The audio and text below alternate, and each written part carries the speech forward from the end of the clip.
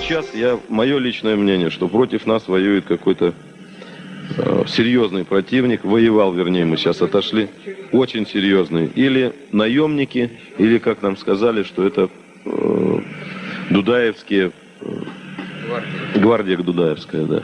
Это уж может быть последнее, что у него там осталось, он бросил на нас. А по каким? По каким признакам? Во-первых, да, и грамотно подходит к этому делу, ну и зверье, будем так говорить. Зверья.